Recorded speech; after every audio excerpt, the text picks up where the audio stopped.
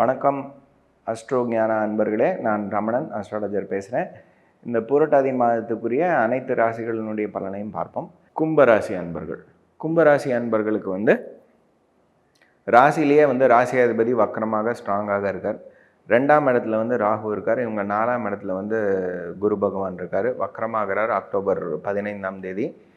செவ்வாய் 3-10 கூடிய செவ்வாய் இவங்களுக்கு 5ஆம் இடத்துல இருக்கார். 8ஆம் இடம் ஆக்டிவாக ஆக போகிறது. புதன் இவங்களுக்கு 8 கூடியவர் 7ஆம் இடத்துலேருந்து 8க்கு செப்டம்பர் 19 அன்றைக்கி போகிறார்.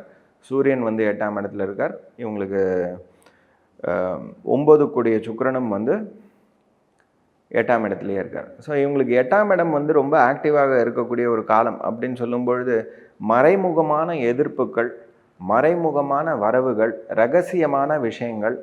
ரகசியமான விஷயங்களை தெரிந்து கொள்வது, ரகசியமான விஷயங்களால் இவங்களுக்கு பிரச்சனைகள் வருவது, இதெல்லாம் இந்த காலகட்டத்தில் நிறையவே இருக்குது. ஸோ இது என்னன்னு சொல்கிறதுனா, மனைவி இல்லாட்டி கணவனுடைய ஆரோக்கியத்தை பார்த்து கொள்ள வேண்டிய ஒரு சூழல், இல்லை இவங்க பிஸ்னஸ் பார்ட்னர்னுடைய ஆரோக்கியத்தை பார்த்து கொள்ள வேண்டிய ஒரு சூழல், பிஸ்னஸ் கான்ட்ராக்ட் வர்றதுக்குரிய ஒரு சூழல், இதெல்லாம் இந்த காலகட்டத்தில் தெரியுது. ஸோ இதில் ரொம்ப ஜாக்கிரதையாக போகக்கூடிய ஒரு காலமாக நம்ம கருதணும். இந்த 8ஆம் இடம் ரொம்ப ஆக்டிவாக இருக்கும்போது ரொம்ப பார்த்து தான் நம்ம அடி வைக்க வேண்டும்.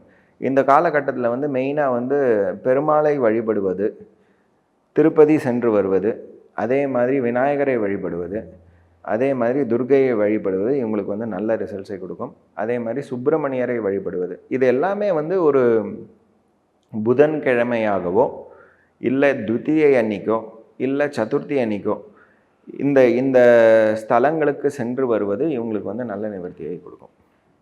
வணக்கம். இன்றைக்கி நாம் ஒரு அருமையான ஒரு கோயில் க்ஷேத்திரம். இந்த க்ஷேத்திரத்துக்கு பேர் ராமகிரி. இந்த இடத்துல ராமகாரியத்துக்காக வேண்டி ஆஞ்சநேயர் லிங்கத்தை காசிலேருந்து எடுத்துன்னு வரக்கூடிய ஒரு உத்தரவு கிடைக்கிறது.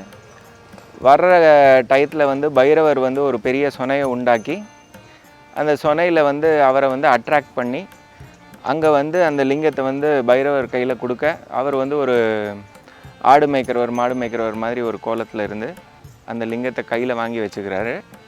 அவர் அவருடைய தண்ணி தாகத்தை தீர்த்துட்டு வர்றதுக்குள்ளே அந்த லிங்கத்தை அங்கே பிரதிஷ்டை பண்ணிடுறாரு. அந்த மாதிரியான ஒரு க்ஷேத்திரம் தான் இது, இந்த ராமகிரிங்கிறது. அந்த இதை பிரதிஷ்டை பண்ண லிங்கத்தை அவரால் திரும்பி மீட்டு எடுக்க முடியலை. அதனால் அவர் அந்த வாளால் அதை சுற்றி அந்த லிங்கத்தை இழுக்கிறார். ஸோ இப்போவும் நீங்கள் அந்த லிங்கத்துக்குள்ளே பார்த்தீங்கன்னாக்கா ஒரு வால் தடம் இருக்கும் அந்த லிங்கத்து மேலே. அதே மாதிரி அந்த லிங்கம் ஒரு சைடு சரிஞ்சிருக்கும்.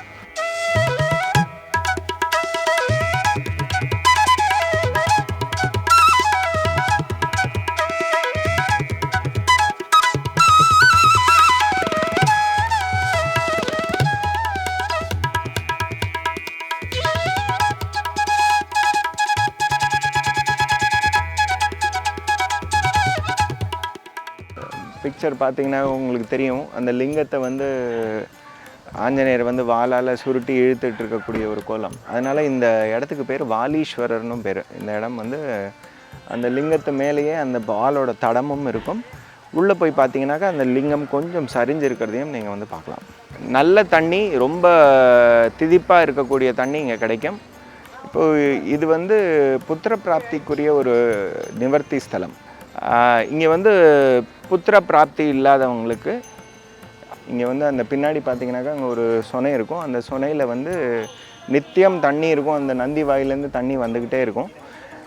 அந்த சொனையில் குளிச்சுட்டு ஒரு ஈரத்துணியோட ஒரு 11 முறை பிரதட்சணம் பண்ணிவிட்டு சுவாமியை தரிசனம் பண்ணிவிட்டு, இது ஒரு வியாழக்கிழமையாவோ இல்லை பைரவருக்கு உகந்த நாளான அஷ்டமி அன்னைக்கோ, ஞாயிற்றுக்கிழமையும் அஷ்டமியும் சேர்ந்து இருக்கக்கூடிய நாளாக இருந்தாலும் சரி, அந்த மாதிரி நாட்களில் பண்ணிவிட்டு தரிசனம் பண்ணிட்டு போனாக்கா புத்திர பிராப்தி கிடைக்கும் அப்படிங்கிறது ஒரு ப்ரோவன் ஃபேக்ட்டுங்க.